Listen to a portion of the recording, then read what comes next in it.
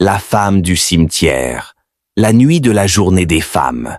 Dans une grande ville africaine, un maquis célèbre chaque année la journée internationale de la femme avec de la musique, de la bière et beaucoup de monde. Derrière ce maquis se trouve un vieux cimetière dont les habitants parlent rarement. 4 amis de 28 ans, connus pour séduire et manipuler les femmes, sortent cette nuit-là pour faire la fête. Mais ils rencontrent une mystérieuse femme vêtue de noir, au regard étrange et aux mains glacées. Ce qui devait être une nuit de plaisir devient une nuit de malédiction. Les 4 hommes découvrent trop tard qu'ils ont attiré une entité qui revient chaque année chercher justice pour les femmes victimes des hommes. La musique résonnait dans tout le maquis, les femmes dansaient, les verres s'entrechoquaient. Au moment où ils allaient se lever, une femme entra dans le maquis. Une femme très belle, habillée entièrement en noir, silencieuse. Ses yeux étaient étrangement blancs. Les 4 amis se regardèrent, s'entrechoquaient. Les gars, aujourd'hui c'est la journée de la femme, ce maquis est plein. Oui, mais je ne vois aucune femme intéressante pour l'instant. On reste ici un peu, si ça ne marche pas, on change de maquis. Les gars, regardez-moi ça. Voilà notre soirée qui commence bien. Je vais lui parler. Bonsoir mademoiselle. Vous êtes seule? Oui, Venez vous asseoir avec nous. d'accord. Merci. Tu veux manger quelque chose? Non, juste de l'eau. Une femme aussi belle qui boit seulement de l'eau? Ce maquis est le plus célèbre de la ville. Je voulais voir l'ambiance de la journée des femmes. Tu es célibataire? Oui, La conversation continua, mais quelque chose était étrange. Elle ne regardait jamais les hommes dans les yeux. Kofi toucha sa main. Il sursauta. Eh, ta main est froide! oui, c'est normal, j'ai tout le temps froid. On rentre chez nous? Oui, elle peut venir avec nous. D'accord. Les gars, j'espère que c'est pas loin. Non, c'est pas loin, on va bientôt arriver. Dans l'appartement, la femme s'assit silencieusement sur le canapé. Tu es très calme. Je suis juste fatiguée.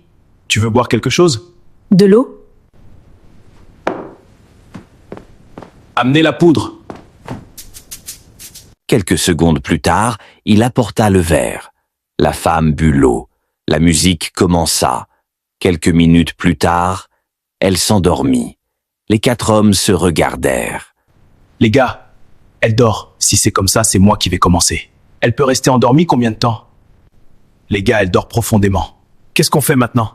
On va la porter et la mettre dans la chambre. D'accord, allons-y. Ah les gars, on s'est bien régalé. Ce qui est bizarre, moi je n'ai pas senti son cœur battre. Moi aussi, je l'ai même pas entendu respirer. Peut-être qu'elle est morte? Non, elle n'est pas morte, elle dort seulement. Dès que les effets vont finir, elle va se réveiller, ne vous inquiétez pas. Hé, réveillez-vous. Où est la femme? Je ne sais pas, cherchons-la. La peur envahit la pièce. Les 4 hommes comprirent qu'il se passait quelque chose de surnaturel. Chez l'homme de Dieu, ils arrivèrent paniqués. Pasteur, Aidez-nous! ce que vous avez rencontré n'est pas une femme vivante. Quoi? Cette femme est morte il y a 10 ans. Chaque année, le jour de la journée des femmes, elle revient. Pourquoi? Pour chercher justice contre les hommes qui font du mal aux femmes. Chez le féticheur. Les hommes décidèrent d'aller voir un féticheur. La nuit tombait lorsqu'ils arrivèrent au cimetière derrière le maquis. Le féticheur posa des poudres et des objets mystiques. Le vent commença à souffler. Soudain, une silhouette apparut. La femme. Mais son visage avait changé. Ses yeux étaient sombres. Les 4 hommes crièrent. Ils s'enfuirent dans différentes directions. Le féticheur resta seul. La femme leva la main. Un souffle invisible frappa son cou. Le féticheur tomba, mort. Dans le cimetière, le premier homme courait entre les tombes. La femme apparut devant lui.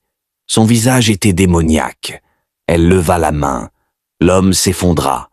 Le deuxième arriva près de la sortie. Mais la femme apparut devant la porte du cimetière. Il tomba, mort. Le troisième trébucha.